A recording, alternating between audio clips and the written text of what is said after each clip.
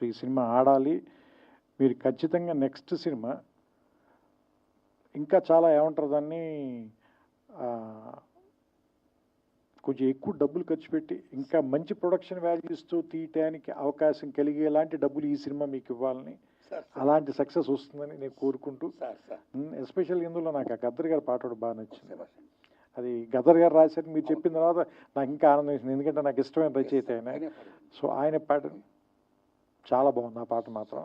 So నేను ఆ పాట మీరే పాడారేమో అనుకున్నాను, ఎందుకంటే వాయిస్ విని కొంచెం రాగా ఉంది వాయిస్ అయింది. సో అంటే ఆ పాత రికార్డింగ్ని వాడుకున్నట్టున్నారు మీరు, అందుకని but that was a good song తాత ముత్తాతలు ఆ సాంగ్.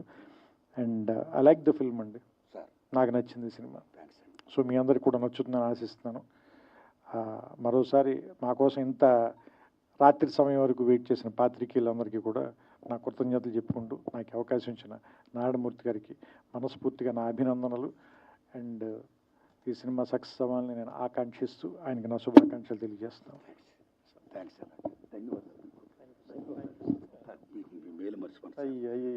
మీరు అలా అనకూడదు. Thank you sir, thank you all, thank you అండి.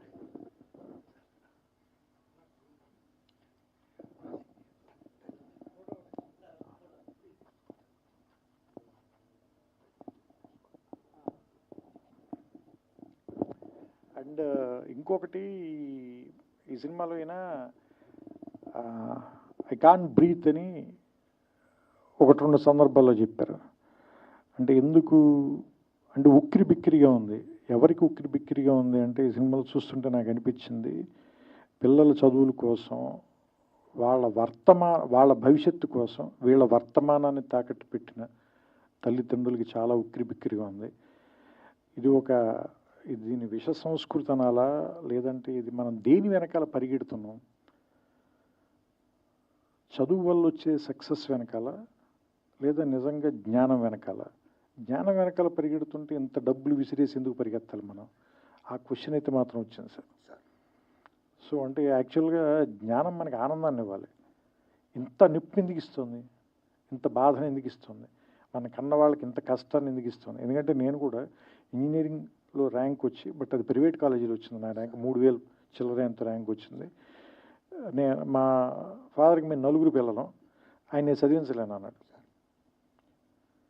సరే మరి ఆయన తేలిగ్గా చెప్పారో లేదా నేను తేలిగ్గా తీసుకున్నానో తెలియదు, కానీ దాన్ని పెద్ద పట్టించుకోకుండా నేను గ్రాడ్యుయేషన్ బీఎస్సీ చదువుకోరానంటే నేను బీఎస్సీ చదివేశాను. కానీ అంటే ఇప్పుడు వీళ్ళని చూస్తుంటే అప్పుడున్నంత తేలిగ్గా సమాజం ఎందుకు లేదు, ఇప్పుడు మనుషులు కూడా ఎందుకంత తేలిగ్గా ఎందుకు లేరు, ఎందుకంత సుఖంగా లేరు, ఎందుకంత బరువుగా ఉన్నారు అంటే మనం అంత ఒత్తిడి పెట్టేస్తున్నాం పిల్లల మీద.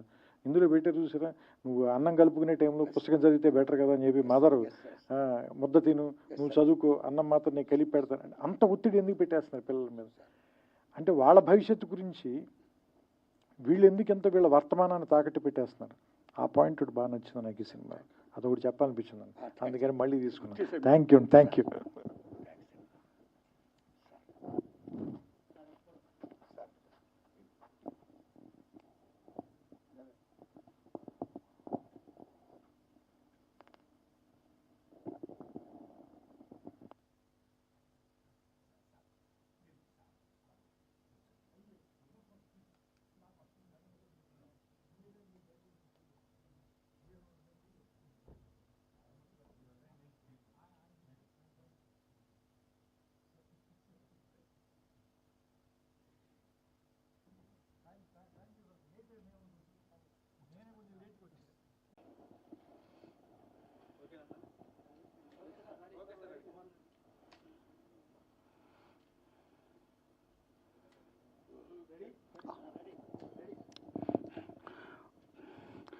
పాత్రికేయ మిత్రులరా,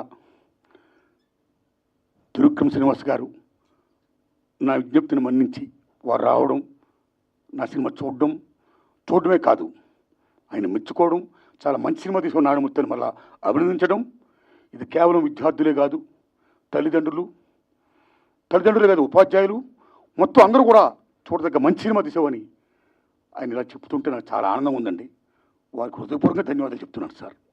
ఈ సినిమా ఈ నెల ఆగస్టు 22వ తారీఖుని రిలీజ్ చేస్తున్నానండి.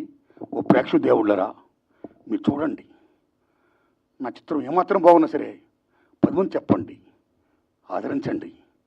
నేను ఇంకా ఇలాంటి చిత్రాలు తీయడానికి నాకు శక్తిని ప్రసాదించండి. వందనాలు మీకు. Thanks a lot.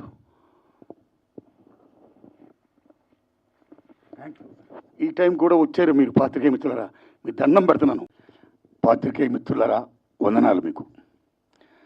ఒకసారి ప్రసాద ల్యాబ్లో నేను అలా బయటకు వెళ్తున్నప్పుడు మన సార్ అక్కడ థియేటర్ దగ్గర ఉన్నారు. ఫైనల్ మిక్సింగ్ థియేటర్ దగ్గర ఉన్నారు. ఆయన వారు కనపడినట్టు విశేష వెంటనే ఆ మహానుభావుడు ఇప్పుడు ఏం చేస్తున్నారు సినిమా, పలానా సినిమా అన్న విశాఖ ఉక్కు ఆంధ్ర హక్కు ప్లాన్ చేసుకుంటున్నా సార్ అని చెప్పా.